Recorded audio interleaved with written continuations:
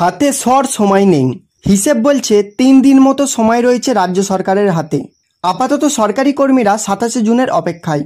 Supreme কোর্টের নির্দেশ পালন করে কবে সরকারি কর্মচারীদের বকেয়া ডিএর 25% মেটাবে রাজ্য, সেই নিয়ে এখন জল্পনা তুঙ্গে।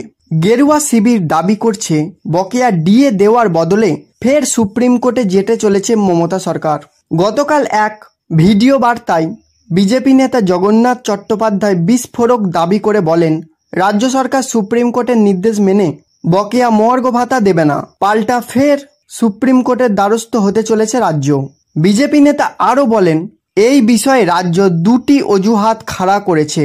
তার কথায়, আদালতে রাজ্য বলবে বকেয়া ডিএ মেটানোর মতো আর্থিক সচ্ছলতা রাজ্যের নেই, তাতেও সুরাহা না হলে রাজ্য সরকার আদালতে জানাবে। কর্মীদের কার কত ডিএ বকেয়া রয়েছে সেই সংক্রান্ত হিসাবই নেই তাদের কাছে। জগন্নাথবাবুর দাবি, আদালতে রাজ্য বলবে 2009 সাল থেকে রাজ্য সরকারি কর্মীদের ডিএ বাকি। 2015 সালে রাজ্য সরকারি কর্মীদের যাবতীয় হিসেব অফলাইন থেকে অনলাইন পোর্টালে নিয়ে আসা হয়েছে। সেই সময় অফলাইন হিসাবে কার কত বেতন ছিল তার সুনির্দিষ্ট হিসাব নেই তাদের কাছে।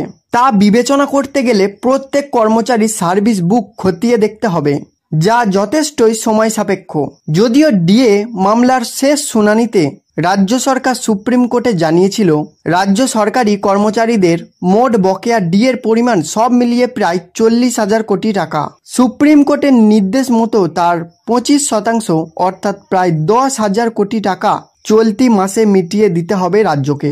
এদিকে আদালতের নির্দেশের কয়েকটি ক্ষেত্রে সুস্পষ্ট ব্যাখ্যা চেয়ে সম্প্রতি নবান্নের তরফে মডিফিকেশন পিটিশন ফাইল করা হয়েছে বলে শোনা যাচ্ছে, কিন্তু বর্তমানে সুপ্রিম কোর্টের গ্রীষ্মাবকাশ চলছে, ফলত সেই আবেদন জুলাই মাসের আগে উঠছে না। এই অবস্থায় রাজ্যের কাছে আর কোনো উপায় নেই। এই অবস্থায় রাজ্য এই মাসের মধ্যে ডিএ দেয় কিনা সেটাই দেখার।